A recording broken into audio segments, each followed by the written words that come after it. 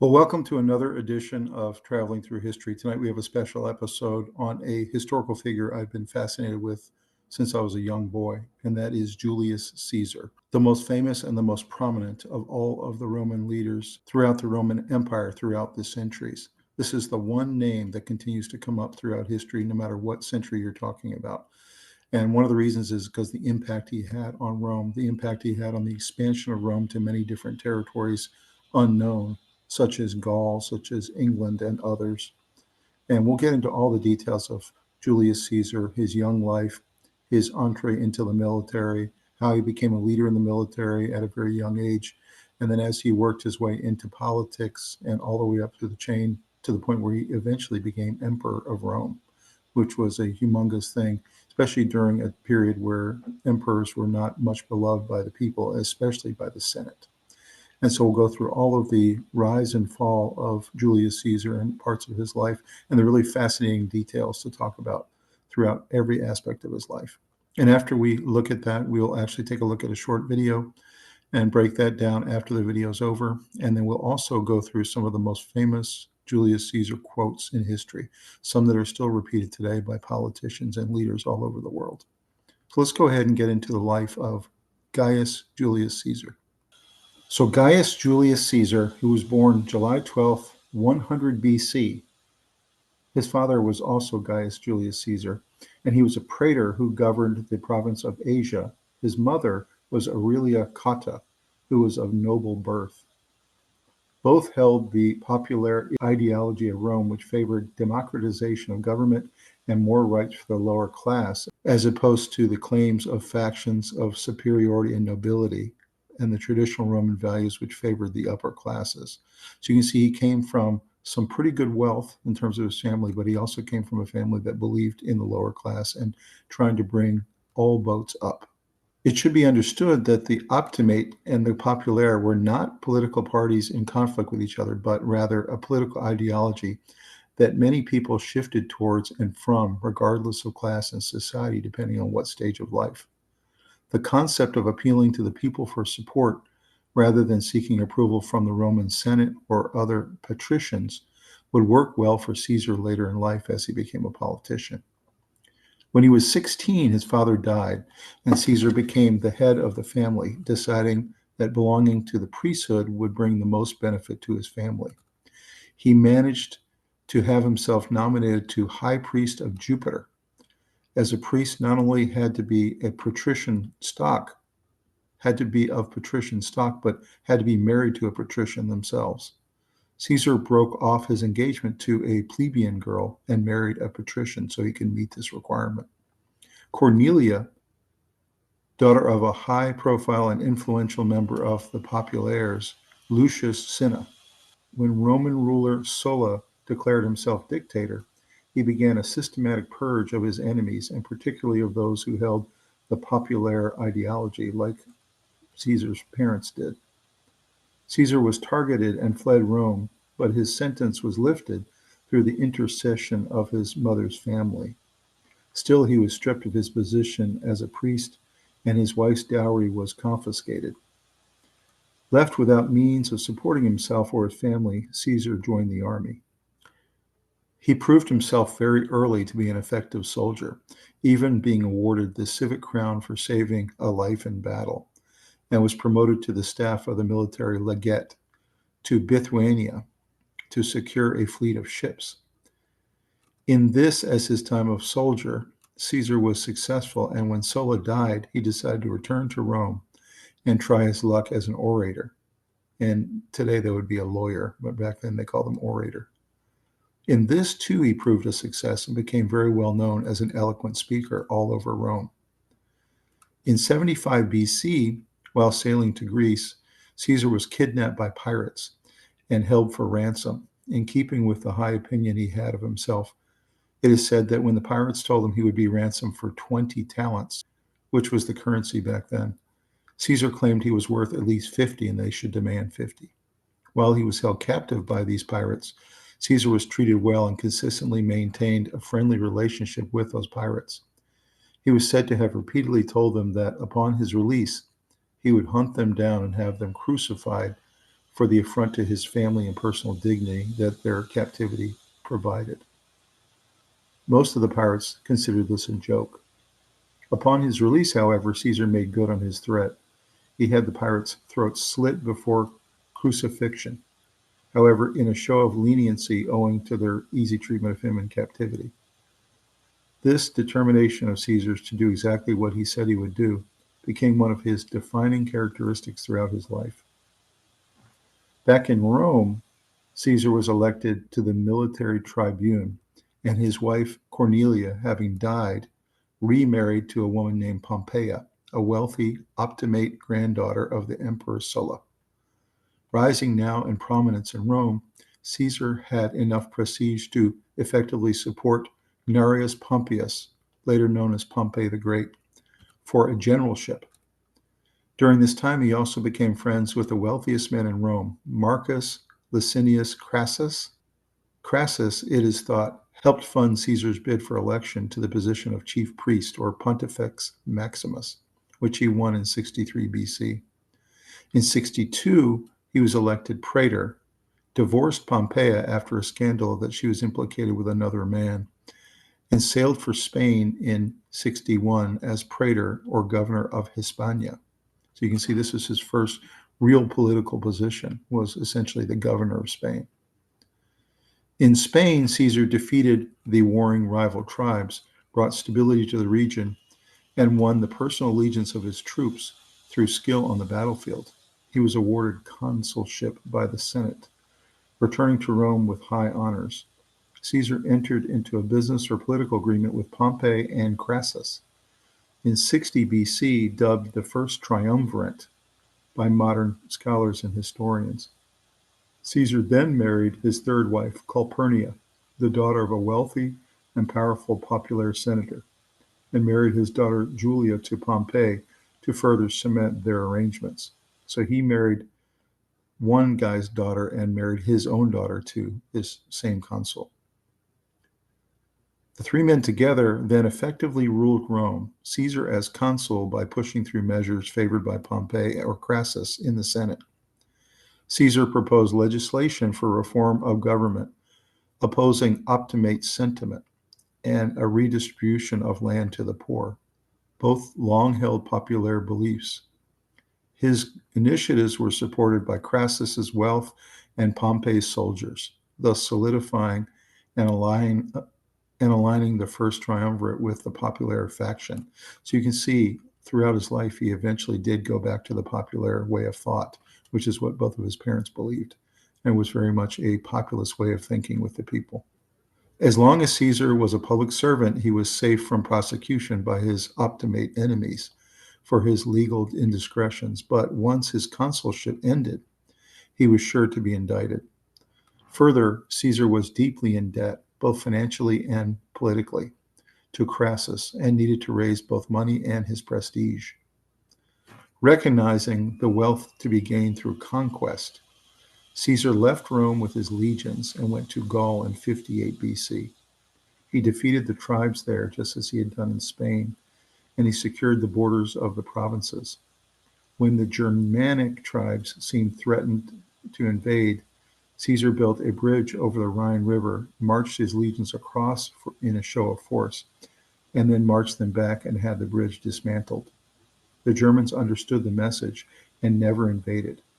He defeated the tribes of the north and twice invaded Britain, which was Rome's first incursion into the British Isles. At the Battle of Alesia in 52 BC, Caesar defeated the Gaul leader Vercingetorix and completed the conquest of Gaul completely. He was now effectively the sovereign of the province of Gaul, with all the attendant wealth at his disposal. Back in Rome, however, the First Triumvirate had disintegrated. Crassus was killed in battle against the Parthians in 54 BC, and the same year Julia died in childbirth, without Caesar's daughter and his financial and political backer tying him to Pompey. The latter aligned himself with the optimate faction in Rome, which he had long favored.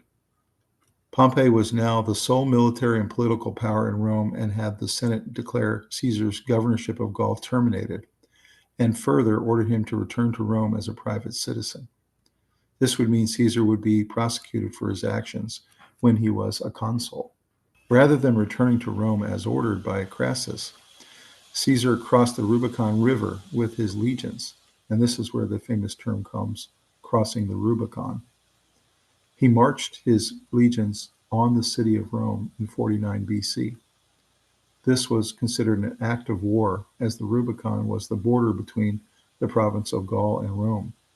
Pompey, rather than meet Caesar's legions in battle, fled to Spain and then to Greece, where he was defeated by Caesar's much smaller force at the Battle of Pharsalus in 48 BC.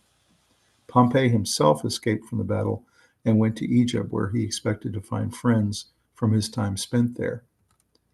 News of Caesar's great victory reached Egypt before him, however, and the Egyptians, believing that the gods favored Caesar over Pompey, had Pompey killed as he stepped on shore in Egypt. So pretty amazing. Caesar's just reputation in Egypt, because of all his victories, allowed him to defeat Pompey with the assistance of the Egyptians.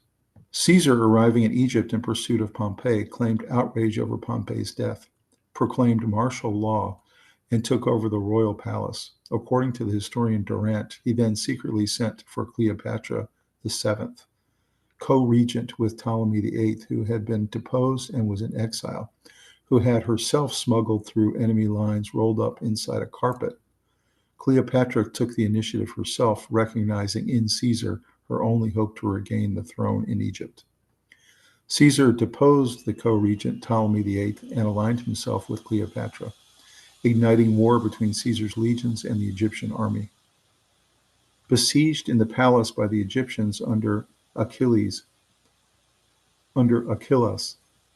Caesar and Cleopatra held out for 6 months until reinforcements arrived from Rome in March of 47 BC, and the Egyptian army was defeated. Caesar and Cleopatra seem to have become lovers shortly after meeting, perhaps even that very night, when he remained in Egypt with her for 9 months. The historian Suetonius writes, he often feasted with Cleopatra till daybreak, and would have gone through Egypt with her in her royal barge, almost to Ethiopia, had not his soldiers threatened mutiny. In 47 BC, Cleopatra gave birth to a son, Ptolemy Caesar, known as Caesarion, and proclaimed him her heir and successor to the throne. At this time, Pharsaces, who was son of Mithridates, fomented rebellion in the east, and Caesar rose to crush it. Leaving Cleopatra as ruler in Egypt, Caesar led his legions through Asia Minor, defeating the tribes and subjugating the people there, and then turning his attention to his enemies in Rome. At the Battle of Thapsus, near modern-day Tunisia, Caesar's legions defeated the forces of the Optimate faction in 46 BC, and in July of that year, he returned to Rome triumphant. In Egypt, Cleopatra, hoping Caesar would recognize and legitimize Caesarion as his son and their heir. Caesar, however, named his grandnephew, Gaius Octavius Thernidius, or Octavian, as his heir. He did, however, bring Cleopatra, their son, and her entourage to Rome, and set them up comfortably in a home where he visited frequently to see her and his son, despite the fact that he was already married to Calpurnia. Although the Senate seemed incensed by his indiscretion, with so many different bigamy laws being violated, Caesar was granted the title of Dictator Perpetuus, or Dictator for Life, in 44 BC, which he highly encouraged. Contrary to popular belief, he never held the title of emperor. It actually was Dictator for Life.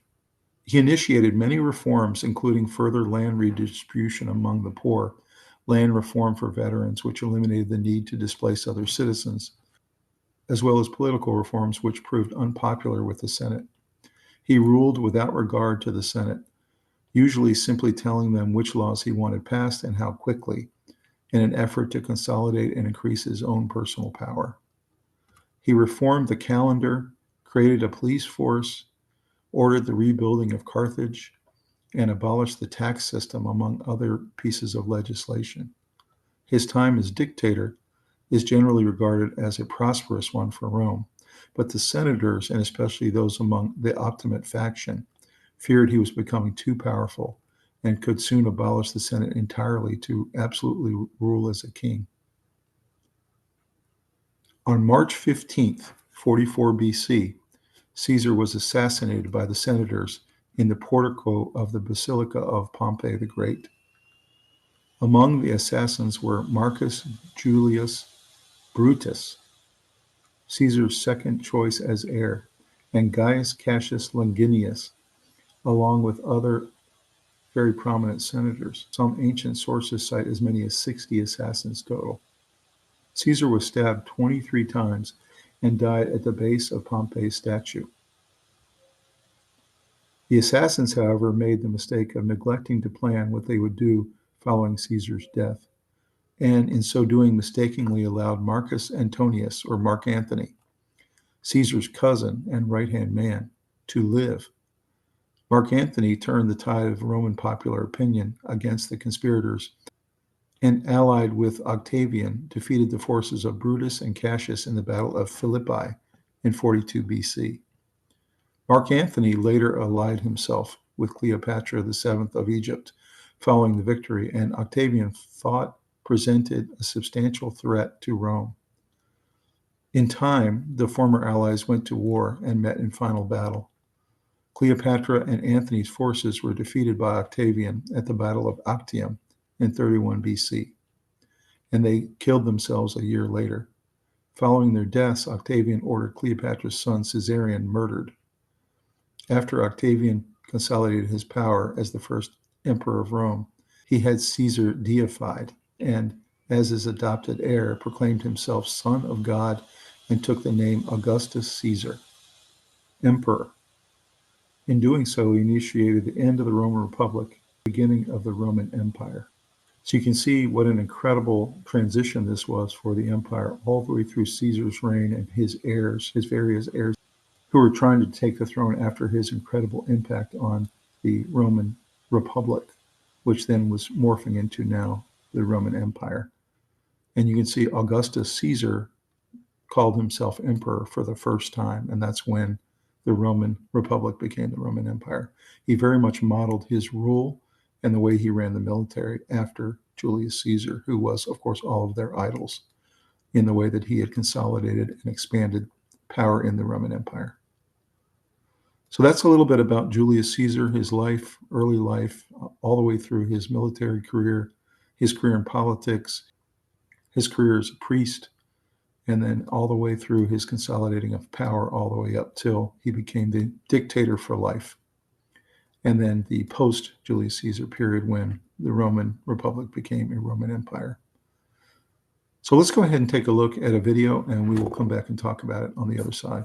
During the ancient Roman Empire, many men wrote their names in the eternity of history. Some will be remembered as brave and astute commanders.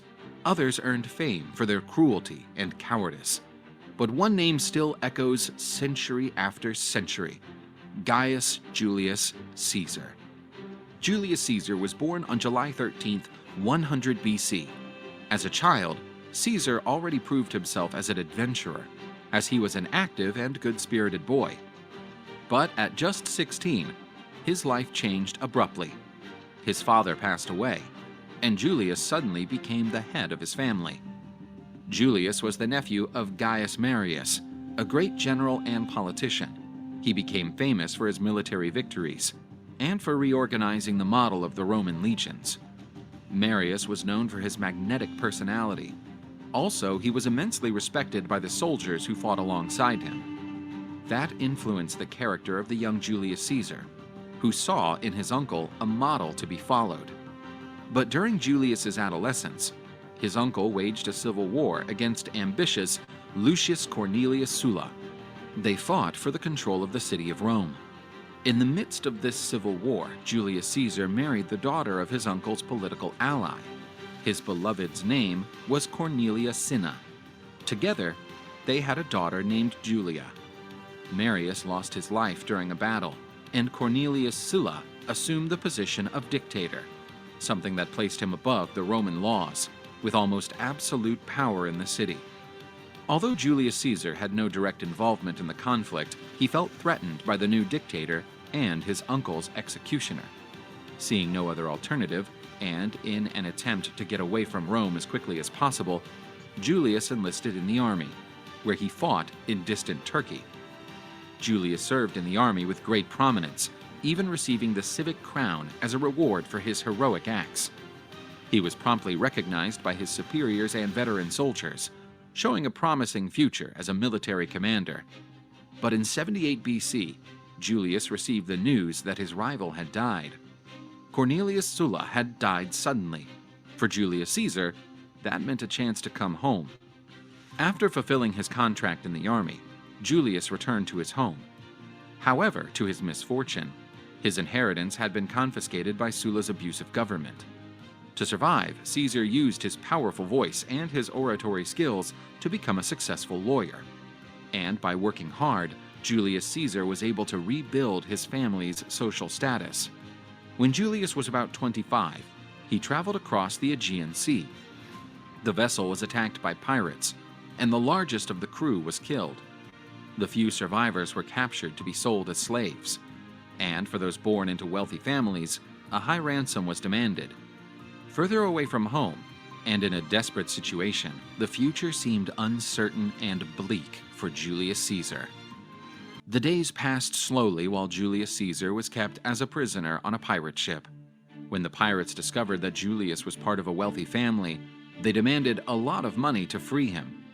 The pirates demanded plenty of silver coins in exchange for Julius's life.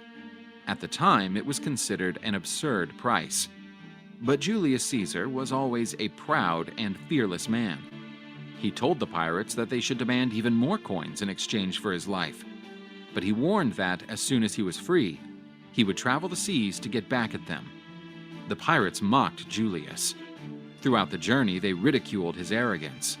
But at last, they accepted his cash offer. When he was finally free, Julius used his oratory gifts to attract sailors and warriors to his cause. And using the rest of his fortune, he set up a fleet of ships. Caesar spent several months sailing and facing pirate ships. His victories allowed him to make a profit by plundering the captured ships. When Julius finally found the pirates who had kidnapped him, he defeated them in battle and had the survivors crucified. The pirates paid a high price for mocking Julius Caesar. That increased Caesar's fame. His name was already popular on the streets of Rome. When he returned home, he was summoned into the army. Again, he left to fight in foreign lands. Julius stood out again on the battlefields, thus conquering the position of military tribune. This guaranteed him the right to command many soldiers and run for political office.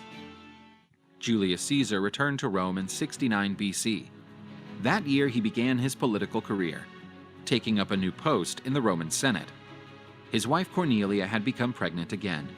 Everything in Caesar's life seemed peaceful. But to Julius's misfortune, his beloved wife died that year due to a birth filled with complications that stole her life and that of her baby. Shortly after his wife's funeral, Julius was sent to serve militarily in Spain. He was the administrator of the territories controlled by Rome. One day, Julius decided to get to know the city of Cadiz better, where he was living. After traveling some distance, he found a statue already worn out by time. When Julius approached, he noticed that it was a statue of Alexander the Great. As he approached the feet of the statue, Caesar felt an enormous torment and began crying. He was already 33 years old. He felt he had not conquered anything great in his life yet. On the contrary, Alexander the Great, at that age, had already conquered an empire. At that moment, Caesar swore he would not rest until he was equal to Alexander in his conquests. Julius Caesar fulfilled his role in Spain. He gained fame as a good governor and subdued 2 local tribes who had revolted against the Roman occupation. But Caesar was not happy to spend so much time away from Rome. After completing his service in Spain, he returned to his hometown. Upon his return to Rome, Julius focused his efforts on achieving new political positions. Julius wanted to be Pontifex Maximus, the highest priest of the Roman religion. but he was running against two other reputable senators. To support the campaign, Caesar spent most of his personal fortune. Julius Caesar knew he could not fail to win this new position. If he failed, his political career would be over, and he would be broke for the rest of his life. To get around this problem, Julius allied himself with Marcus Licinius Crassus, known for being the richest man in Rome. Crassus paid off half of Julius Caesar's debt and secured the remainder, proving to be a valuable ally. Julius was able to win the election and take on the position he had hoped for, but he needed to pay off a huge debt to Marcus Crassus. That alliance was not ignored by other powerful men. General Pompey had importance in the Roman Senate. He was respected and even feared by other senators. Pompey did not like Julius Caesar's growing ambition. He started watching that man, who seemed to stand out from the crowd. The years have passed. In 60 BC, Caesar was elected consul, the highest office in the Roman Republic. As a consul, Julius Caesar obtained great authority in the city of Rome, to the point where he could even be immune from the laws of the city and be acquitted of any criminal charge. Caesar won the election again, and as consul, he proved to be a dangerously ambitious man. That year, Julius married Calpurnia, who would be his wife for the rest of his life. General Pompey publicly showed his aversion to Julius Caesar, and also his discontent with Marcus Crassus. To solve this issue, Julius met with Pompey and Crassus to form a new political and military alliance. This alliance became known as the First Triumvirate, in which the three most powerful men of Rome would work together to rule Rome. Pompey increased the number of soldiers on the streets of the city, providing more security to the population. Crassus bought a large naval fleet and wanted to establish trade routes in distant lands, such as Syria and Egypt, increasing his personal wealth and bringing new products to the demanding Roman markets. And Caesar took the military command to conquer new lands for Rome. Julius Caesar's fortune seemed promising again. He would not waste the opportunity to immortalize his name in history. Julius Caesar was elected to the post of Roman consul, gaining great authority in all the territories conquered by Rome. But to achieve such an important position, Julius Caesar needed to incur a gigantic debt to Marcus Crassus, the richest man in Rome. Caesar had not yet forgotten that day at the foot of the statue of Alexander the Great. The desire to match Alexander in his conquests was still alive in Julius Caesar's heart. The best way to achieve his goals was to conquer new territories for Rome, thus confiscating the riches and receiving part of the taxes of the conquered cities and villages. It was there that Julius Caesar focused his attention on Gaul. Gaul was an ancient region, classified by the Romans, comprising territories where France, Belgium, and part of Italy and Germany are located today. For the most part, Gaul was a wild territory, full of forests and inhabited by several very hostile Celtic tribes. With these obstacles, Gaul was not easy to invade, much less to conquer. Because it was a difficult task, Julius Caesar made Gaul the main target of his ambitions. In April 58 BC, Caesar marched towards Gaul in command of 4 legions, some 24,000 soldiers. Julius knew he could not simply enter the Gaul territories. It was necessary to plan his actions carefully, otherwise he would lose everything for which he fought so long to conquer. Despite its apparent military strength, Gaul was divided into several kingdoms, which were constantly fighting each other. These kingdoms were commanded by tribal chiefs or self-proclaimed kings. They often declared wars to conquer new agricultural lands, or to avenge old blood feuds between tribes. Taking advantage of this instability, Julius Caesar sent emissaries to talk with the leaders of the different tribes, seeking to establish political and military alliances. In his letters, Julius offered the military support of his legions in exchange for permission to enter Gaul territory and food provisions for his soldiers. The first alliances were quickly formed, and Caesar finally entered Gaul. The first conflict between Caesar's legions and the Gauls took place at the Battle of Bibracte, where the Romans found a far greater number of enemies. The Gauls were part of the Helvetians tribe, who were migrating in Gaul, attacking other tribes and leaving a trail of destruction. Julius Caesar organized part of his legions on top of a hill, gaining a strategic position against the Gauls.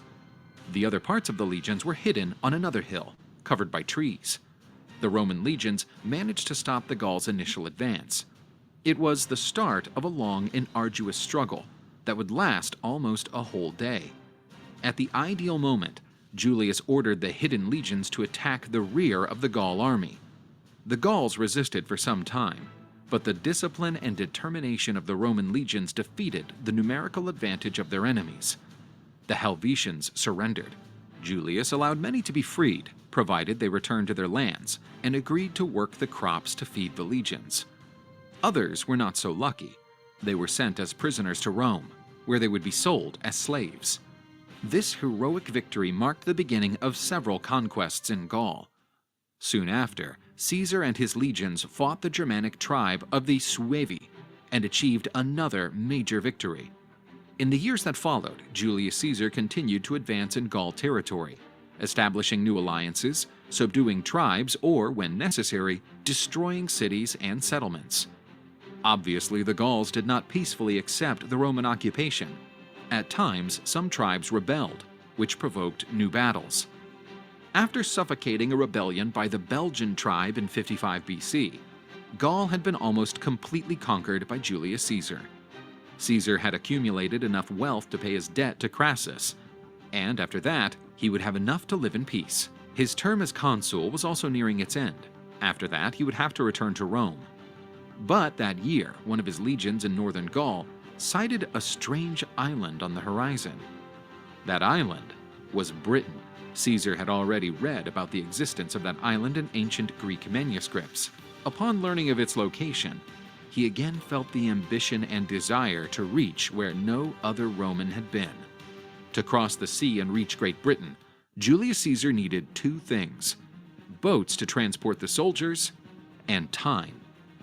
Caesar ordered the construction of some boats, whose completion would take many months. In 54 BC, Julius Caesar finally arrived in Great Britain, where he initially set up a fortified camp near the beach.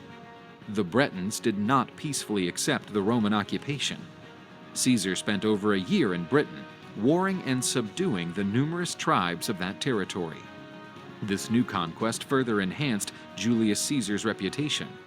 The people in the city of Rome extolled his accomplishments, which concerned even more some members of the Roman Senate. During the time Julius Caesar spent in Brittany, new problems began to arise in Gaul. Tribal leaders asked their warriors to gather and expel the Romans from Gaul. Caesar knew this threat was serious. If Gaul united under a single flag, it would be virtually impossible to recover the conquered territories. One of those insurgent leaders was the famous Vercingetorix, prince of the Arvinus tribe. Vercingetorix was able to bring together many tribal chiefs and warriors under his command to attack the Roman garrisons in Gaul. When Caesar returned to Gaul, Vercingetorix was forced to retreat to avoid a direct confrontation with the Roman legions. In his escape through Gaul territory, Vercingetorix's troops destroyed everything in their path, burning villages and plantations to leave no food for the Romans. The strategy was working. The situation of Caesar's legions was not positive. Soldiers began to succumb due to hunger and effort caused by the long march. Julius Caesar again used his persuasion and began to intimidate and bribe the tribal chiefs who were not yet allies of Vercingetorix. Caesar managed to confiscate precious provisions to feed his soldiers and continue the pursuit of Vercingetorix. Some battles were fought along the way, and Julius Caesar proved his worth again by getting off his horse and joining his soldiers in the vanguard of the most chaotic battles. The legionaries felt an enormous pride and admiration for the general. Many fought to the end to defend Caesar's life and dreams. Finally, Vercingetorix was forced to retreat to the city of Alesia, built on top of a hill and a good place of defense against the Roman legions. The siege of Alesia was one of the most famous in history. Julius Caesar and Vercingetorix needed to make the most of their skills as commanders. Caesar surrounded the city of Alesia. He knew that if he tried to force his way into the city, it would cost the lives of many of his legionnaires. The other alternative was to force those inside the city to starve and thirst, forcing them to surrender. But Caesar did not have much time. He was aware of the approach of a Gaul army, whose mission was to rescue the inhabitants of Alesia. If this Gaul army arrived in time, Julius Caesar and his legions were surrounded by two enemy forces and would have no chance of victory. The solution was to build two wooden walls around the city. One would keep the inhabitants of the city trapped inside. The other would be able to contain the approaching army. The strategy was successful. When the Gaul army arrived, the Roman legions showed their worth again, defeating a far greater number of enemies. After witnessing this great victory, Vercingetorix surrendered to Julius Caesar. On a historic day, Vercingetorix proudly put on his armor and rode alone to the Roman camp. He stood face to face with Julius Caesar, and without saying a word, threw down his arms in a sign of Gaul's surrender. With the conquest of Gaul, Caesar achieved everything he had always desired. His name was admired and feared among the Romans. His wealth was vast. He felt ready to return triumphantly to the city of Rome. Many years had passed since Caesar left his beloved Rome, and he longed to return to his birthplace. However, many things changed during his absence. One of his most important allies, the consul Marcus Crassus, had his legions defeated during the dismal Battle of Carrhae, where the Romans encountered the powerful army of the Parthian Empire. Marcus Crassus was an outstanding merchant and negotiator, but his skills as a military commander were not as sharp as those of Julius Caesar and Pompey. Crassus perished in that battle, and with that, the Triumvirate alliance was broken, allowing General Pompey to take political control of Rome.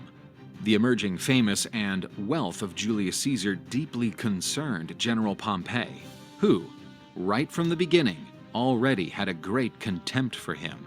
Without the presence of Marcus Crassus to support Julius Caesar in the Roman Senate, General Pompey no longer saw any reason to tolerate Caesar's existence and began to make serious accusations against him. Pompey claimed that Julius Caesar had extended his campaign in Gaul for too long, whose original deadline was just 5 years. Pompey knew this was not true. He had secretly met with Marcus Crassus and Julius Caesar to decide the city's politics, and in this meeting, they agreed to give Caesar 5 more years to conquer Gaul. Another accusation was that Julius had used the strength of the legions for his own benefit and made his fortune in the Roman Senate. Pompey issued an order to Julius Caesar. He would have to disband his legions and return to Rome, where he would face a trial in the Senate. At that time, there were few in the Senate with enough courage to oppose Pompey's demands.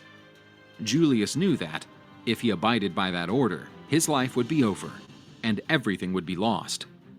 He then decided to march to Rome with his legions and demand respect, even if this had to be done by force. And so, in the year 49 BC, Julius Caesar and his legions were declared enemies of Rome, in an event that has been recorded in history as the Second Civil War of the Roman Republic. Caesar was not concerned when the news reached him. He already knew about Pompey's aversion to him, and a direct confrontation between the two was unavoidable. Julius Caesar found himself facing the sad reality that, in order to return home, he would have to attack his own city. Pompey was an experienced general and knew that Rome could not hold out long against the veteran legions of Gaul.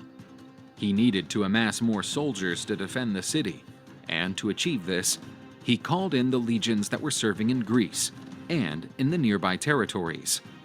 And a race against time then started. Pompey anxiously awaited the arrival of more soldiers, while Caesar marched as fast as possible to reach Rome before Pompey's reinforcements. To make Caesar's situation worse, he had the Rubicon River in his path. The Roman generals were expressly forbidden to cross the Rubicon with their legions on their way to Rome. Caesar knew that to cross the river meant no turning back path. In this context, Julius Caesar uttered one of his most renowned quotes, "Alia jacta est," luck is cast. Crossing the river with his legions would take a massive amount of time, and Caesar did not have that. He decided to take his chances and move forward with only one legion in a forced march. The other legions would follow immediately behind at a slower pace, preserving their strength for the upcoming battle. Seeing no other alternative, Pompey gathered his personal guard and, together with some senators and allies, left the city of Rome shortly before Caesar's arrival.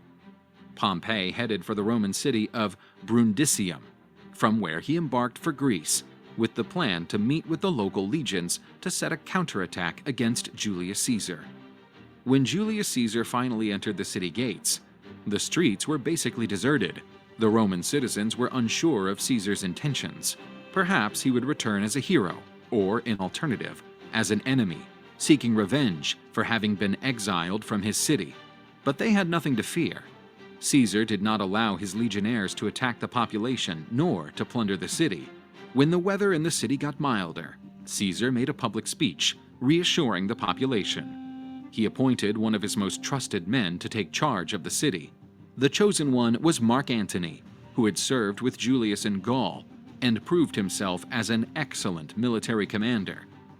Caesar still had to wait some months to carry on with his persecution against Pompey. New boats had to be built to carry the legions across the sea. While the boats were being built, Caesar restored order to the city of Rome by passing new laws, electing new senators, and taking care of the city's financial affairs. Still waiting for the boats to be finished, Caesar went to Spain. There, he defeated Pompey's supporters, ensuring that Rome would not be attacked while he was heading for Greece, but had little food and drinking water for his men. With his provisions almost ending, Julius Caesar needed to act quickly. On August 9, 48 BC, the Battle of Pharsalus was fought in the region of Thessaly in central Greece. The fight got off to a slow start, with both generals carefully studying the opponent's movements. A fight between two Roman armies, trained with the same formations and tactics, could not have a simple conclusion. The battle was extremely aggressive. Both sides attempted to outflank their opponents. Pompey benefited from a larger cavalry, but Caesar's veterans had already faced all sorts of challenges and could not be easily dominated. Even being at a great numerical disadvantage, Caesar's legions managed to withstand the enemy cavalry and outflank the infantry, gaining total control of the battle. Pompey saw his army being destroyed before his eyes. He understood that he was not facing an ordinary man. Pompey was defeated and had to withdraw as quickly as possible. After that defeat, General Pompey found himself in a dreadful situation. Most of the senators who had left with him for Greece were now fleeing to other Roman colonies. Some even went to meet Caesar, begging for forgiveness. Pompey fled to Egypt, which, at the time, was part of the territories ruled by Rome. He sought refuge among the Egyptian nobility, but he did not expect a cruel twist of fate. Some members of the Egyptian elite feared that if they protected Pompey, they would be enticing Caesar's fury, who was already heading towards Egypt. Pompey was attacked and killed as soon as he set foot on Egyptian soil. A great Roman general had found an unglorified end in foreign lands. When Julius Caesar arrived in Egypt, he was received at the royal palace of Ptolemy XIII. As soon as he asked about Pompey's whereabouts, only the remains of his former rival were handed to him. Caesar was enraged. He planned to forgive Pompey and bring him back to Rome. He would even allow him to occupy a seat in the Senate. The disrespect was even greater when considering that Pompey was a Roman consul and had been murdered cowardly by foreigners. It was too late for Pompey. Julius Caesar, now in Egypt, found himself a conspiracy target in the land of the pharaohs. The days were hot as usual in the Egyptian lands. Even for a Roman used to the demanding weather of the Roman Republic's capital, the Egyptian heat caused great discomfort. Also, the customs of that exotic people were nothing short of odd for Julius Caesar. After the long and exhausting persecution of Pompey, Julius Caesar and his soldiers needed a well-deserved break. With that intention, Caesar decided to spend a few days in Egypt, staying in the royal palace in Alexandria. In Rome, Caesar was elected to the position of dictator, the most powerful role in the Roman Republic. Caesar would remain in office for 1 year. Julius Caesar finally reached the top of his political and military career. However, peace never lasted long in Julius Caesar's life. In 48 BC, Egypt was going through a civil war. The renowned Cleopatra wanted to claim the royal throne from Ptolemy, her younger brother. Julius Caesar did not like Cleopatra's brother. After all, Ptolemy was one of those responsible for Pompey's death. Knowing this, Cleopatra started to devise a plan to meet Caesar. Using a creative plot, Cleopatra managed to enter Caesar's room. That unusual presence caught the attention of the Roman, and Cleopatra explained to him the political situation in Egypt. People claim that on that very night, Julius Caesar and Cleopatra became lovers. Caesar supported Cleopatra's ascension to the throne, securing the military support of her legions and fighting Ptolemy's troops. A sequence of battles was then fought, which became known as the Siege of Alexandria. Finally, Ptolemy was defeated in the deadly Battle of the Nile in 47 BC. This battle's key conflict was fought in the Nile waters, where Julius Caesar's war galleys faced Ptolemy's vessels. During the fight, Julius Caesar's ship eventually capsized, forcing the great Roman general to swim to the riverbank to save his own life. Ptolemy's boat also sank during the fight, but he was not so lucky. He drowned in the Nile. After this battle, Cleopatra took command of Egypt, and her romance with Julius Caesar was already the subject of much gossip and unhappiness in Rome. Mark Antony, in command of the city of Rome, was struggling to maintain political order and cover up Caesar's delay in returning to his Senate duties. And, even though he was a target of harsh criticism, Julius Caesar decided not to keep his romance a secret. He opted to bring Cleopatra to see Rome, something that was interpreted as a major insult by many noble Romans. Julius Caesar also traveled to the Middle East, where he obtained a landslide victory against King Pharnaces II's army.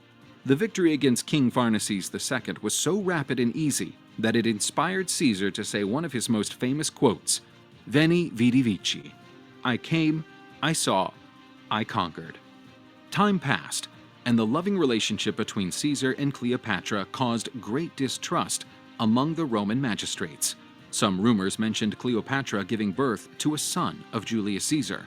The couple's supposed son was named Ptolemy XV Caesarion.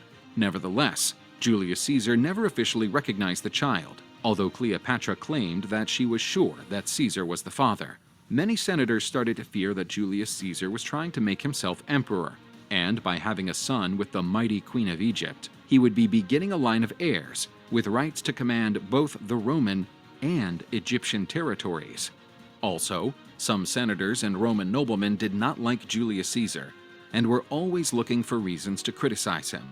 Some of these senators were former supporters of Pompey. Although they had chosen the enemy side, they were forgiven by Caesar. To make things worse, during a festival known as Lupercalia, Mark Antony tried to crown Caesar's head with a golden diadem, typical of Greek kings. The gesture was supposed to be a joke, but this was interpreted as an insult by those at the party, even though Caesar tried to quickly remove the item. Julius Caesar did not seem to care much for the opinion of his opponents and started delegating political positions to friends and relatives. He also started to create laws that were approved without the senators' consent. Caesar kept augmenting his power and his sphere of influence in the city. Even with all his achievements, Caesar still wanted to start a new military campaign against the powerful Parthian Empire, which remained strong against every Roman onslaught. In 44 BC, the Roman Senate appointed Julius Caesar as perpetual dictator, guaranteeing him the right to hold office for the rest of his life. When he was 55 years old, Julius Caesar remained as ambitious as ever.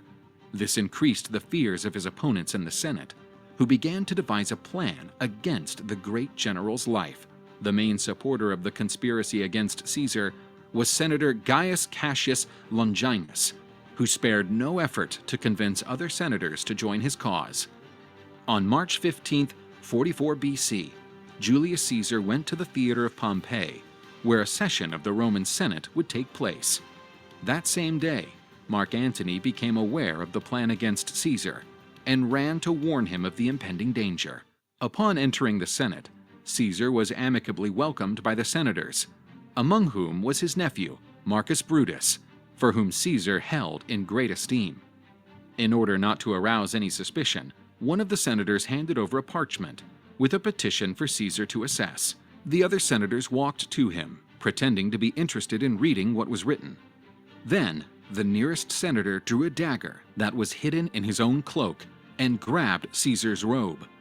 Julius Caesar tried to dodge his attacker, but the senator started yelling for help, demanding the other members of the conspiracy to advance. Caesar was attacked by 60 senators, being mortally wounded by about 23 dagger wounds. One of the last to do it was his own nephew Marcus Brutus, who dealt the fatal blow. In an ironic touch of fate, Caesar fell at the feet of Pompey's statue. When he looked up, he saw the face of his nephew, and with his last bit of strength, he pulled a part of his cloak to cover his face, avoiding the shame of looking into the traitor's eyes. Julius Caesar survived countless battles and challenges in his life, but now he lay motionless on the cold floor of the Roman Senate. So you can see there from that video so many things to discuss. The first one being probably the most important moment of his life was when he was serving as an officer in Spain in the military, and he saw the statue of Alexander the Great, and he had this sense come over him that he really hadn't accomplished much in his life. He was sitting there at 33 years old, having been rising up the military, but did not have anything like the accolades that Alexander the Great had, who had conquered the entire known world by the time he was 33. So he had a tremendous sense of jealousy, and he had a lot of ambition to try to be just like Alexander the Great, and yet he had gotten a late start. He vowed to himself on that exact day that he would, for the rest of his life, go and conquer and expand Rome and gain that type of tremendous fame and fortune and accomplishments in his life, really making Alexander the Great kind of his hero. And so from that very moment, which was the turning point of his life, you can see what happened the rest of his life. He ended up rising up the chain, becoming the head priest in Rome, becoming a very big player in the Senate, going off and doing something no one thought was possible, which was conquering Gaul in less than 10 years, and then looking across the channel and seeing England and conquering England as well. And so he did all these different things before he rose all the way to the position of dictator for life, which he was named by the Senate. However, there were many in the Senate who really despised him and actually were very jealous of the fact that he had gotten to this level, and very much were plotting against him for many years. And of course, he also had an enemy in Pompey, who also had a standing army that was very much against his. You saw that the two of them had multiple battles against each other. Eventually, Caesar did win the battle against Pompey and push him to flee to Egypt, and eventually he was killed there. And then, of course, Caesar went to Egypt, conquered Egypt, and had an alliance with Cleopatra, and then had several conquering actions after that.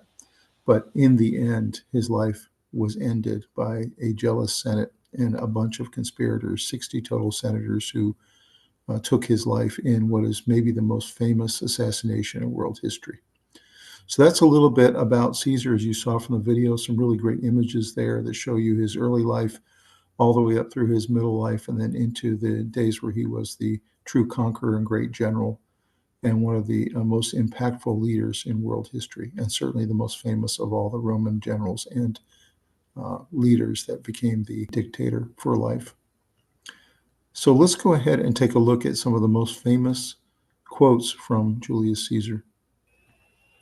So the first one here is, "It is easier to find men who will volunteer to die than to find those who are willing to endure pain with patience." It's a really interesting thought there, that essentially patience is very hard to come by in most men. He also said, "Without training, they lacked knowledge. Without knowledge, they lacked confidence. And without confidence, they lacked victory." And in the end, Julius Caesar, with all of the many accomplishments he had and all the victories he was able to achieve, this is what he really believed. In the end, it was about knowledge and about training. If you had a plan, you could be victorious. He also said, "As a rule, what is out of sight disturbs men's minds more seriously than what they see." It's a really interesting concept there, that really men do much better when they know what's out in front of them. And they don't do well when there's something that's out of sight or some unknown factor. that they can't account for. Julius also said, "Cowards die many times before their deaths. A valiant never tastes death but once." So interesting, his feeling there about cowards, and that they very much actually die many, many deaths before they really do die. Julius said, "What we wish, we readily believe, and what we ourselves think, we imagine others think also." So interesting there that we as humans often think everybody must think like we do and don't realize that everyone has their own opinion. Everyone has their own beliefs.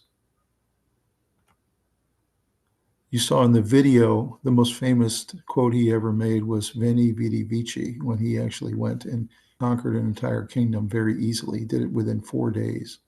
And this was the quote he said at the end of that battle.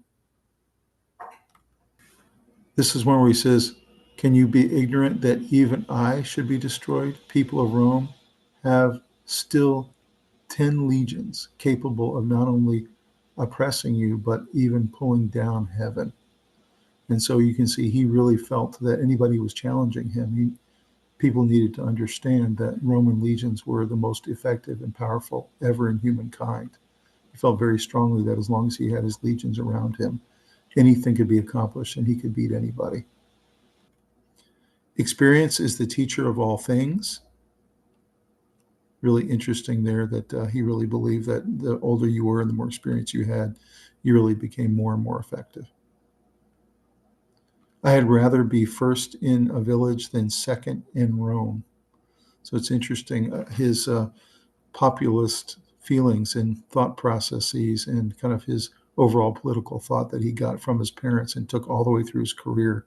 That's really what he believed, even though he reached new heights and became one of the most famous leaders in Roman history. He still was always in his mind with the people in the village.